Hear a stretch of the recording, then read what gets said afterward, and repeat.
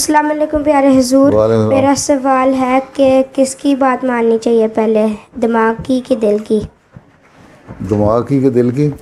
मुझे बताओ कि तुम्हारे दिमाग में क्या बात आती है और दिल में क्या आती है? मेरा दिमाग कहता है कि मैं एक चीज़ बनूं और मेरा दिल कहता है कि मैं एक चीज़ बनूं। किस तरह कहता है दिल?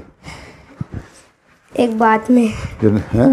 बात में नेकी की बात जो है वो जो तुम्हें वही होती, बाकी दिमाग में ही ख्याल आता है पहले। ठीक है, ये दिमाग की बात मानना, दिल की बात मानना, ये फ़लसफ़े तुम्हें नहीं उसकी समझ आ सकती, अभी तुम छोटे हो।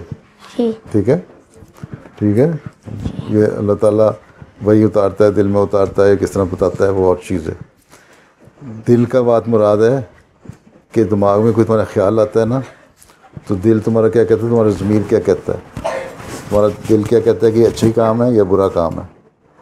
ठीक है, अगर तुम्हारे बाद में कहता है ये दिल तुम्हारा सोचने के बाद जो दिमाग को भी ऑर्डर करता है कि ये अच्छा काम है तो कर लो, अगर वो दिल का सोचने के बाद कहता है कि बुरा काम है तो नहीं करो। ठीक है, ना दिल की बात माननी है ना दिमाग की बात माननी है, तुमने अच्छे और बुरे को देखना है। हैं?